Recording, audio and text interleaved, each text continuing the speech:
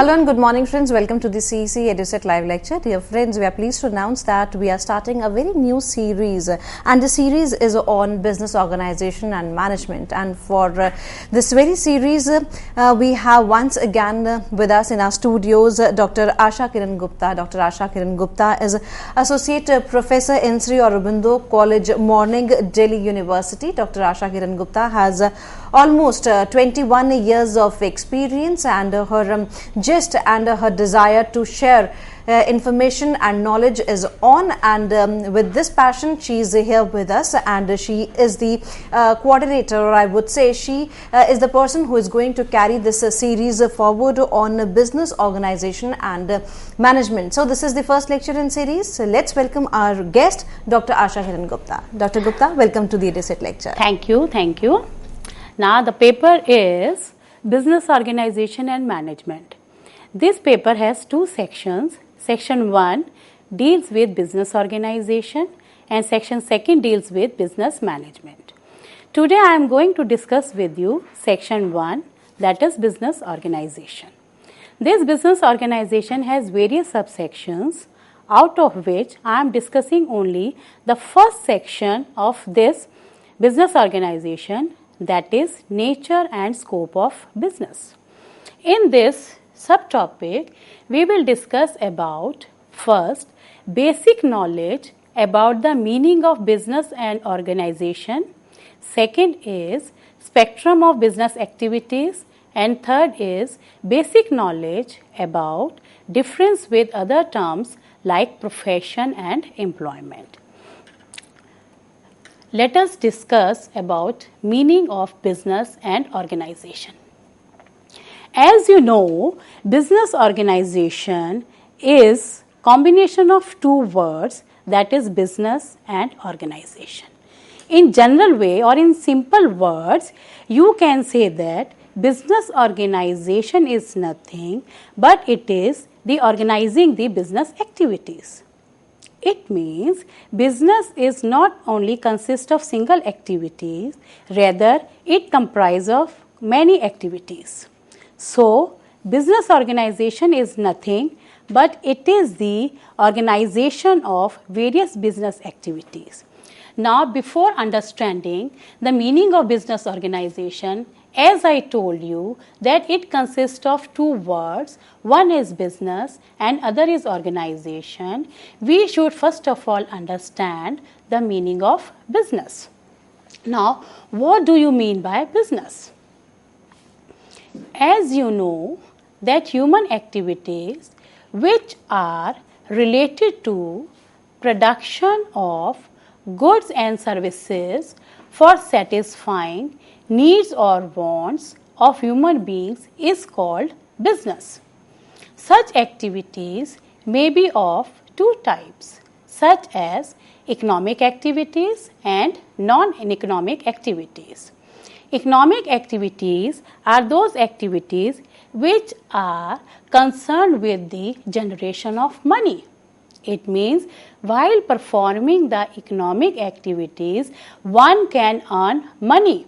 That money may be in the form of profits, whereas non-economic activities are those activities in which the money is not generated. They are only conducted to serve the society as a whole. Now we will discuss those activities in detail later on. First of all, now we are going to discuss the features of business.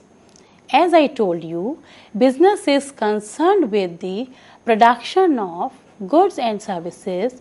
It has many features. It means every activity cannot be included or cannot be termed as business, but those activities which fulfill all such features simultaneously, it will be treated as business. Such features are: number 1, production or acquisition of goods and services. Second, sale or transfer of title.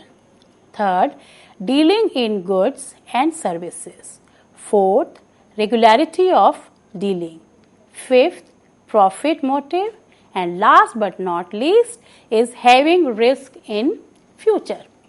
Now we will discuss these features of business in detail. First is sale or transfer of title. Yes, first of all, what do we mean by title? Title means ownership of goods. If during business, if ownership is not transferred from seller to buyer, in that case, buyer cannot use the product according to his or her own wishes. Therefore, in business, it is essential that the ownership must be transferred from seller to buyer. Second is dealing in goods and services. It means in business, it is essential that there should be physical transfer of goods and services. Third is regularity of dealing. It means whenever you are doing any activity, if that activity is done on continuous basis, on regular basis, only then it will amount to business, otherwise it will not. Suppose if a person is selling anything, any movable thing only for the first time, and after that he does not continue that activity, in that case we can't say that that person is a businessman. So it is essential for a businessman, or it is essential to conduct a business, there should be continuity of dealing of goods and services. Next feature is profit motive. Whenever anybody is doing business, the motto behind doing this business is to earn profits. If that motive is absent, in that case, we cannot say that it is a business, rather it will amount to something else. So, for doing business, profit is essential. Next, having risk in future. If one is doing business, it means there is uncertainty of profits which comes in future. So if one is doing business, it means some risk is associated whether the person will generate an adequate amount of profits or not. So in that case, risk is associated with business. After discussing the meaning of business, now we will discuss about the meaning of organization. As you know, organization is a structure or group of people working together to achieve some common objectives. What are the common objectives? The common objective is to earn profits. Therefore, business organization is a combination of business and organization. Now, one has understood business as well as organization. Therefore, we can find out what is business organization. Business organization is the combination of both business and organization. It is only through organization one can have effective coordination of various components of business to achieve its objectives. The objective is to earn profits. Now, your features, meaning of business organization, and features of business, they are over. Now we are discussing the second subset, that is spectrum of business activities. Earlier also I told you that business activities consist of two types of activities. One is economic activity and second is non-economic activity. As you can see this chart, economic activity again consists of two parts. One is production and other is distribution. Production means when you are doing production, when you are doing any kind of extraction of any product or service. It includes industry, whereas distribution has two parts again, that is trade and aids to trade. Again, trade has two parts. One is home trade and foreign trade. Home trade and foreign trade includes three types. One is import, second is export, and third is report. Whereas aids to trade consists of various activities such as banking, transportation, warehousing, advertising, insurance, etc. Now I will discuss these activities in detail later on. Let me give you a brief overview of such activities. First is industry. Industry includes those activities which are engaged in the production, extraction, conversion, and processing of products. The industry is of four types. First is extractive industry. In extractive industry is that industry which is engaged in the extraction of the products from natural resources such as earth, sea, air, etc. The product of such industries become the raw material for manufacturing and construction industries.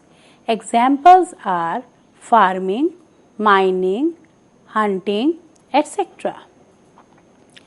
Second is genetic industries. Genetic industries are engaged in breeding plants and animals for their use in further reproduction. Examples are cattle breeding farms or poultry farms, etc. Third type of industry is manufacturing industries. Such industries are engaged in the production of goods and services through the conversion of raw material or semi-finished goods into final products or services. However, the product of extractive industries generally become the raw material for manufacturing industries. Last is construction industry. Such industries are concerned with the construction of roads, dams, etc. These industries use the products of manufacturing industries such as iron and steel, cement, etc. They also use the products of extractive industries such as stone, etc. Now the production part is over. It means industry is over. Now we will shift on to the other aspect of economic activity, that is distribution. Distribution is also known as commerce. It means one can say that business comprises of economic activities and non-economic activity, and economic activity consists of industry as well as commerce. So, what is commerce or distribution? It includes all those activities which facilitates the exchange of goods and services. It also makes an important link between customers and manufacturers. The main aim of commerce is to ensure smooth flow of goods and services for satisfying consumer needs. It has two parts, trade and aids to trade. Here I am giving you the brief view, and I will discuss those activities later on in detail. Now, what is trade? Trade refers to the sale and purchase of goods and services and constitute all such ancillary services like banking, transportation, insurance, warehousing, advertising, etc. Trade can be of two types, home trade and foreign trade. Now, Home trade consists of two activities. One is wholesale and other is retail, which I will discuss later on. And again, foreign trade consists of three types of trades. One is import trade, second is export trade, and third is report trade. Again, I will discuss those activities, those type of trades in detail later on. Now the trade is over. Next is aids to trade. Aids to trade, as the name suggested itself, one can find out it means it is giving facility to facilitate the trade. It means these activities helpful in distributing goods and services from producers to consumers.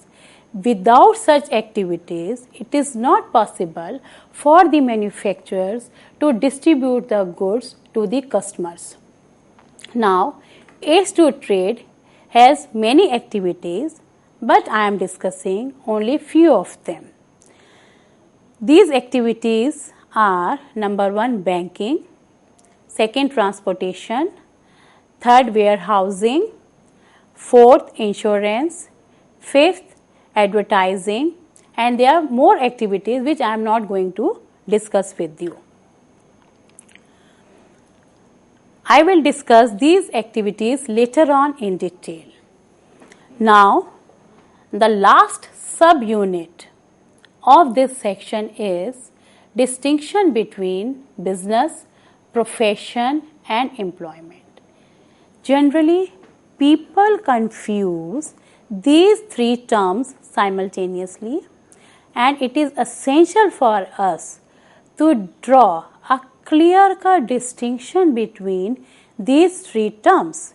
These three terms, they are totally different from each other. So, as you can see in this PPT, there is a chart which is showing the difference between business, profession, and employment. Now, in this chart, you can see there are 5 columns. First column is specifying the serial number. Second column is specifying the basis on which we have made the distinction between business, profession, and employment. Third column is showing about the business.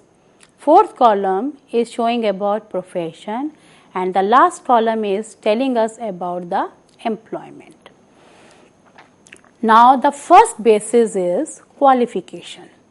On the basis of qualification, what happens in business? No minimum qualification is required. It means even an illiterate person can also conduct business. Anyone, whether the person is male or female or a child, literate or illiterate, can conduct business. Whereas in case of profession, only those people, only those persons who are educated and specialized through a particular institution only can conduct profession.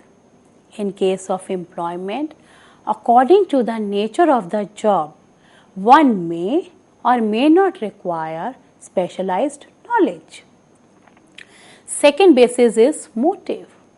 What is the motive behind doing business, profession, and employment?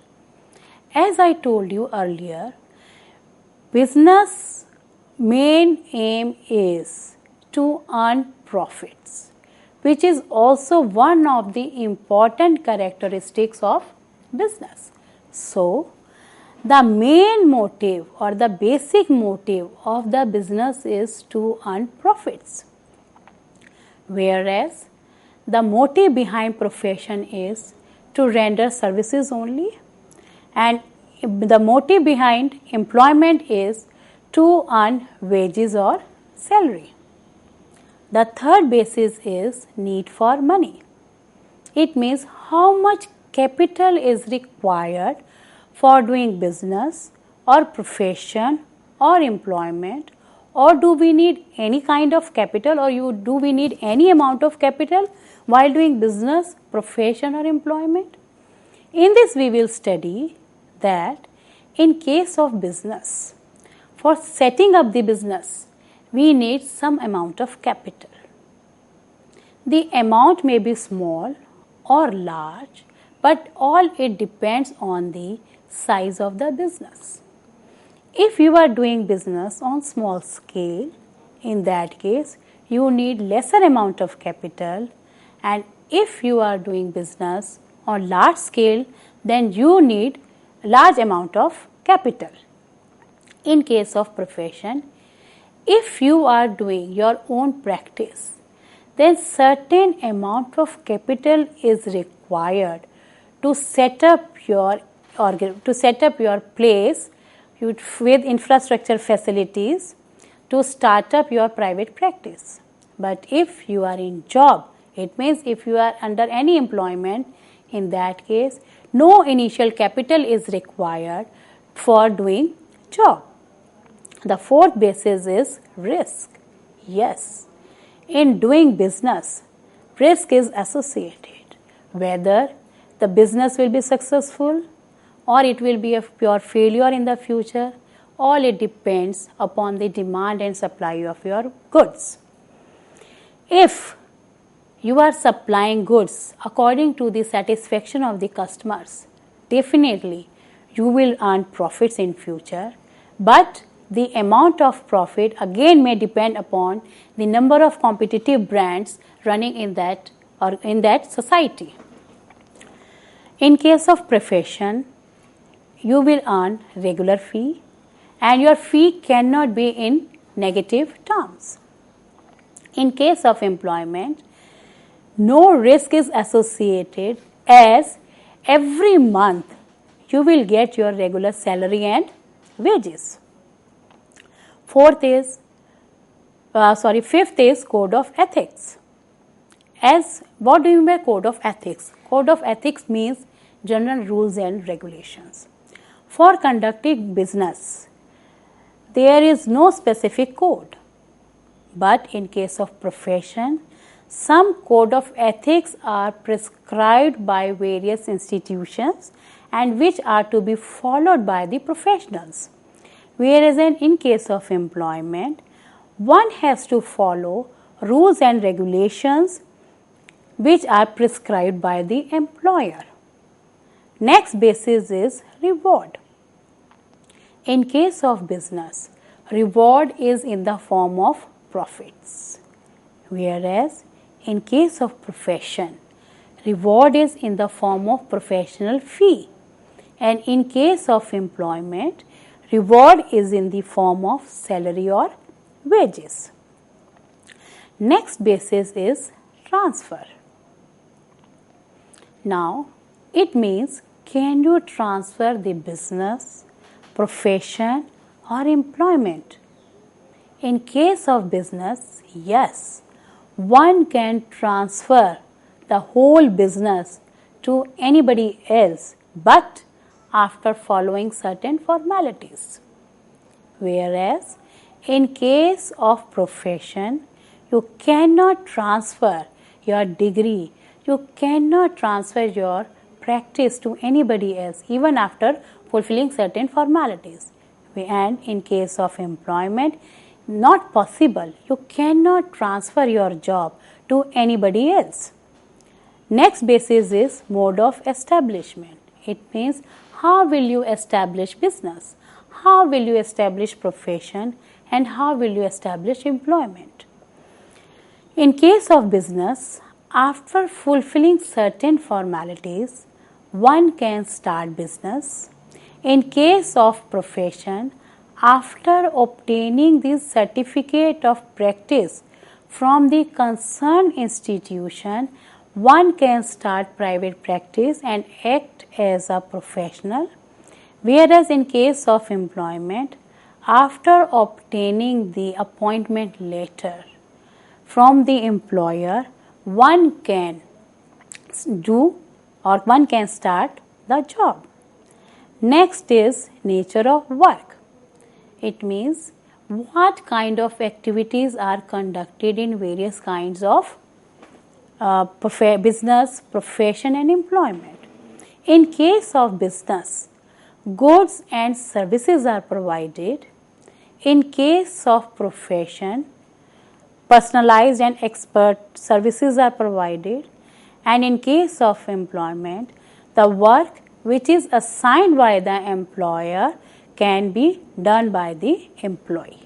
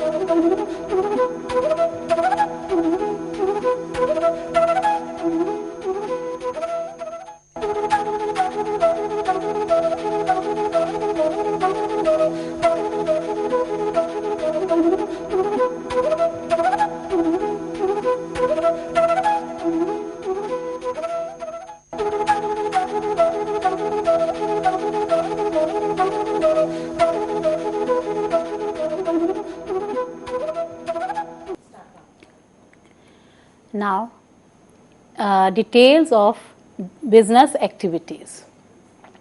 Here I will discuss all these activities in detail. Look at the chart again. Now, business activities comprises of two types of activities. One is economic activity and other is non-economic activities.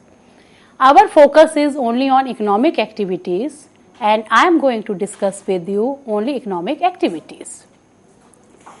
As you can see in this chart, economic activity comprises of two types of activities. One is production and other is distribution. Again, production means industry, whereas distribution means trade and aids to trade. Again, industry is of four types. One is extractive, second is genetic, third is manufacturing, and fourth is construction. Whereas trade means home trade and foreign trade, and aids to trade comprises of many activities like banking, transportation, warehousing, advertising, insurance, etc. Now, what do you mean by economic activities? Economic activities include all those activities which are related to the production of wealth or money for living. It means it includes the element of profit. Whereas non-economic activities are those activities which are done or performed to serve the society as a whole. It means their aim is not to earn profits but to carry out those activities for social purposes. In such type of activities, the element of profit is not found out. Now, economic activity, as I told you, comprises of industry. Industry itself means production of goods and services. So, besides production, it also comprises of various other activities. So, industry means it includes those activities which deal with extraction, production, conversion and processing of products. As you know, the industries are dealing with various types of products. We have categorized these products into three categories. First is consumer goods, second is producer goods, and third is intermediate goods. Now, one should understand the meaning of consumer goods. Consumer goods are those goods which are consumed by the consumers immediately. Generally, there is a confusion between a consumer and a customer. People use these two words interchangeably, though there is a vast difference between consumer and customer. Now, we should understand the meaning of customer. Customer is a person who buys a good or a service consumed by himself or by not himself. If a person is not consuming those goods on his own, rather somebody else is consuming that product, the person is called a customer. For example, a father buys ice cream for his kids. So here the father is a customer, whereas the kids who are consuming that ice cream, they are the consumers. Second is producer's goods. Producer goods are those goods which are used for further production of goods and services. It means they consist of those machineries, those capital which are further used for further production of goods and services. For example, machinery, machine tools, etc. These goods are also called as capital goods. Third type of goods are intermediate goods. These are those materials which are already the finished product of one type of industry but becomes the intermediate product of another industry. For example, copper. Copper is the final product of copper industry, whereas it is an intermediate product for that industry which is producing electrical appliances. So, since now we were discussing about various types of goods, now we will discuss about industrial activities. As I told you earlier also that industrial activities can be classified into two kinds. One is primary industry and second is secondary industry. Primary industry basically deals with natural products which are given by the nature through the process of extraction and breeding, whereas secondary industry deals with man-made products through the process of manufacturing and construction. There can be different types of manufacturing industries such as analytical industry, synthetic industry, processing industry and assembly industry. Now, what do we mean by analytical industries? Analytical industries are those industries where basic material is analyzed and separated into number of products. For example, petrol refining is an example of analytical industry. Second is synthetic industries. Synthetic industries are those industries where two or more materials are mixed together in the manufacturing process to obtain a new product. Soap is an example of synthetic industry. Third type of manufacturing industry is processing industry. Processing industry is that industry where raw materials are processed through a series of manufacturing operations making use of analytical and synthetic methods. Examples are textiles. Last type of manufacturing industry is assembly line. Here, finished goods are prepared after assembling various components of finished goods. Bicycle is an example of such type of industry. Now, the production part is over. We will discuss about distribution part, that is commerce. Commerce include all those activities which facilitates the exchange of goods and services.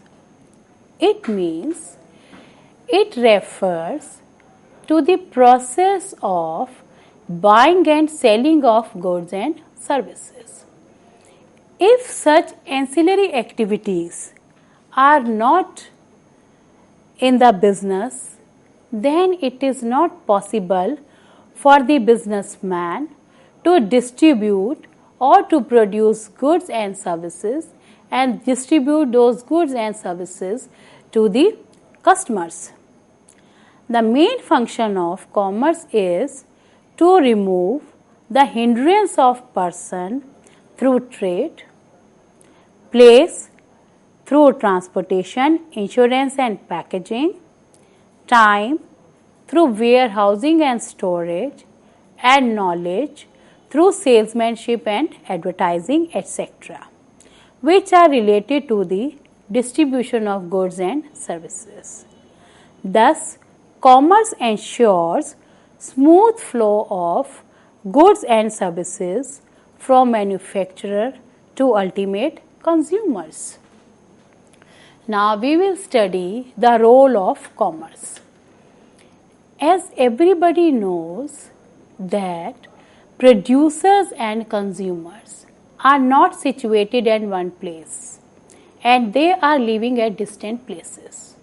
So, how to supply the goods to those customers who are staying at distant places. So this problem of supplying the goods from producers to consumers or to the customers has been possible with the help of commerce, that is through trade. One can supply goods from manufacturers to the customers. Trade includes wholesaler, retailer and other mercantile agents. Second is, it also helps to bring the producer of goods who are ready to sell goods for money and consumers who are ready to buy those goods for money and hence are able to conduct such transactions through banks and other medium of exchange. The third role is that the barrier of distance between the place of production and markets where such goods are sold be removed by transportation, which itself is a part of commerce. Next is, however, there is a time lag between production and consumption, so there is need to preserve such goods, and without storage and preservation which is not possible. Hence, storage and preservation plays an important role for storing such goods, which itself is a part of commerce. Now, the producers are producing goods, and if the consumers are not aware of what kinds of goods are produced by the manufacturers, then the purpose of producing such goods by the producer is defeated. Their main aim is to earn profits, and they can earn profits only through selling goods and services to the customers. If the customers are unaware, then who is going to buy such goods? So, to create awareness among the customers regarding products, advertising and salesmanship plays an important role, which again itself is a part of commerce. Thus, at last, one can say that without commerce, it is very difficult to supply goods and services to the consumers to satisfy their needs and fulfill the objectives of the business. As I told you that commerce has two types of activities.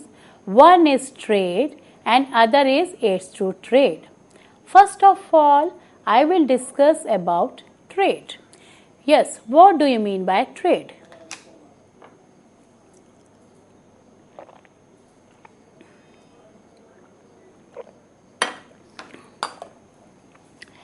Trade means sale, transfer or exchange of goods and services, and around which all the ancillary activities take place.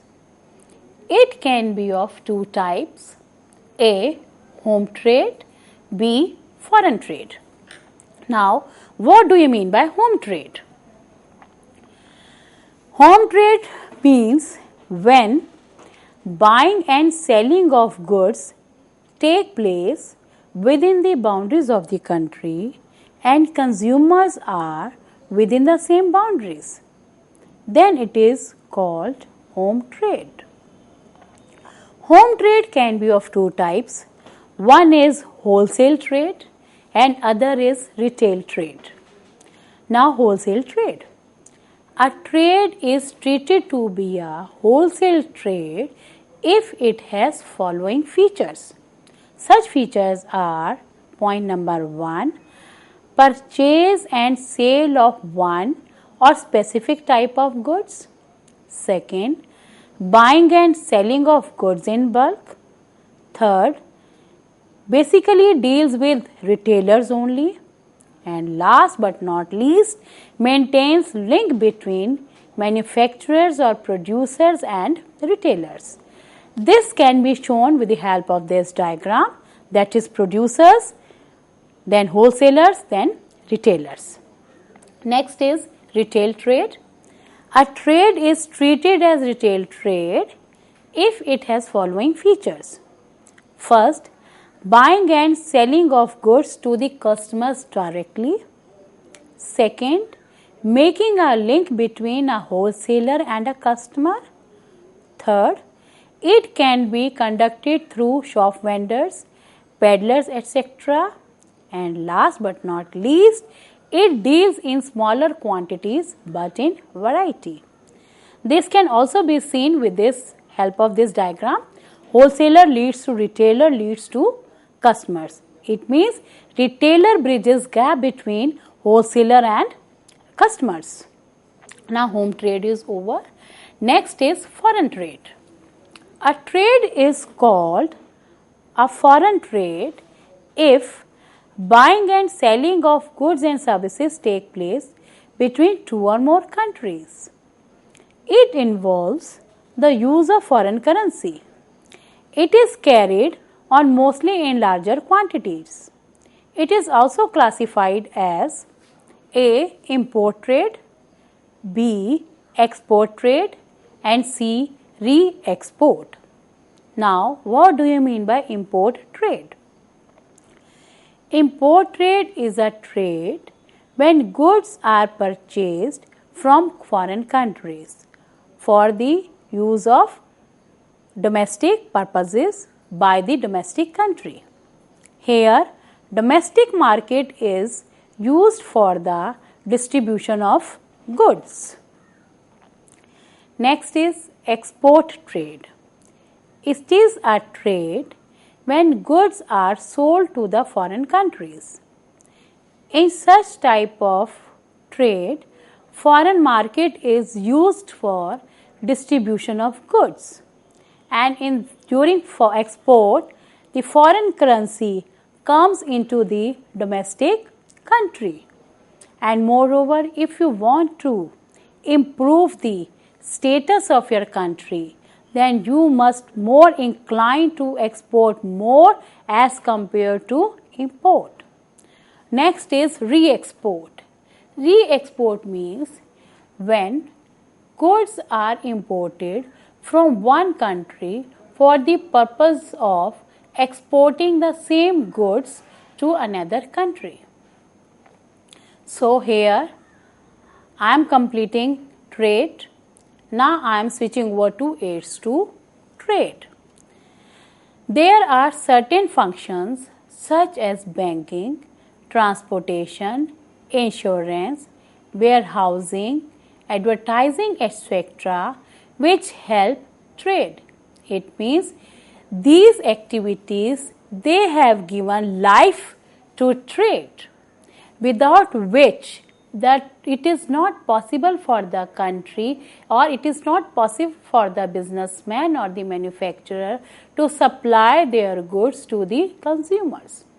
With the help of these aids to trade, even one can conduct international trade also. Now, I am discussing about aids to trade. The first activity is banking. What do you mean by banking? As everybody knows that bank is an organization which provides the facility of exchange of money. What do you mean by exchange of money? Exchange of money means we can deposit the money in the form of savings in such type of organizations and can avail loan whenever need arises. Moreover, through banks, one can make payments and one may accept money. So, bank is an organization which provides the facility of exchange of money. It provides a device through which payment of goods bought and sold can be made easily. It also collects money from people in the form of savings and hence gives dividends to the saving holders, and also gives credit facility or credit to those people who are in great need of money in the form of loan, and charges certain amount from these people in the form of interest. Second activity under aids to trade is insurance. Yes, what is an insurance? How it operates, I will discuss this. Insurance is a company or an organization which gives surety to the person for recovery of loss of recovery of any kind of loss. For this, the person has to make a contract with the insurance company for the coverage of loss. For this, the person has to make certain amount, he has to pay certain amount to the insurance company. That amount is treated as the premium amount, which is given in the form of installments, and hence the person has to pay that amount to the insurance company. In return, the insurance company covers a loss of that person. However, the insurance covers a loss of goods also during the process of transportation and storage. It provides compensation for the loss of goods because of fire, pilferage, theft, etc. This facility is provided by the insurance company after charging certain amount, which is called premium.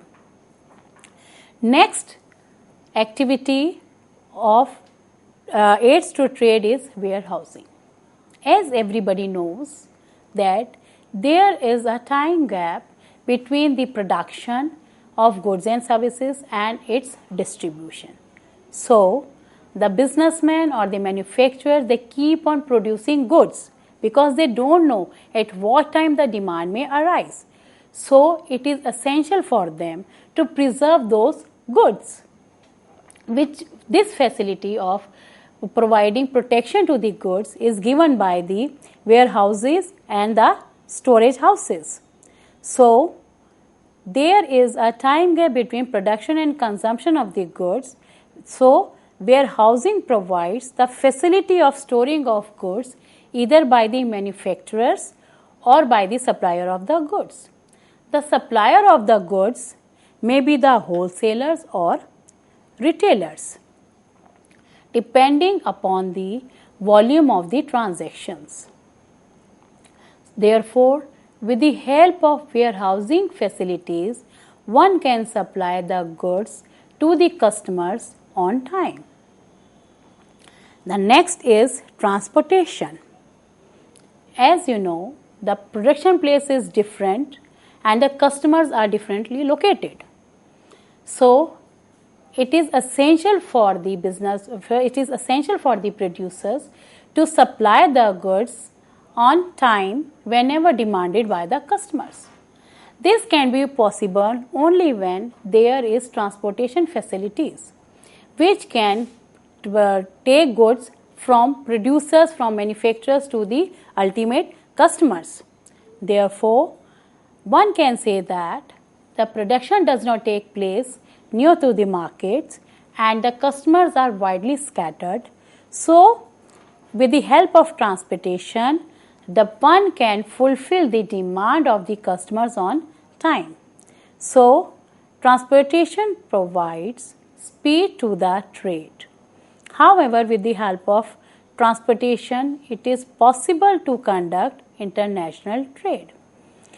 With the help of transportation, various factors of production like raw material, labor, and entrepreneur can move freely without any delay. Last but not least, activity under aids to trade is advertising. Yes, what do you mean by advertising? Advertising means when you are giving information about the product to the general public. It plays an important role. The producers are producing goods and they are lying in the godown. If there is no demand from the customer side, customers without advertising won't be able to gather the information what type of products are available in the market. Therefore, it is essential that the information regarding the product quality should be given to the customers, and it is only possible through advertisement. Thus, advertisement plays an important role in business, without which one cannot provide information about the availability of the product as well as relevant information about the product. Therefore, it bridges the gap, information gap between the traders and the consumers. Moreover, with the help of advertising, one can boost up sale of a particular product. Now, I have discussed all this trade and aids to trade and various business activities in detail. Thank you. With this note, thank you, ma'am. Thank you so very much for giving us a very, very productive session, and we believe that all the students who might have watched us would be benefiting from the lecture. And dear friends, we would like to tell you all that very soon we are going to upload this lecture on YouTube for you for your easy accessibility. So dear friends, watch this lecture, give your feedback in form of your suggestions, questions, or on any topic. If you like to have a session, then you can mail us at info.cc@nic.in. So dear friends, we would be meeting again very soon and would be discussing on another topic under the series Business Organization and Management. Till then, take care. Goodbye. Thank you, ma'am. Thank you so very much.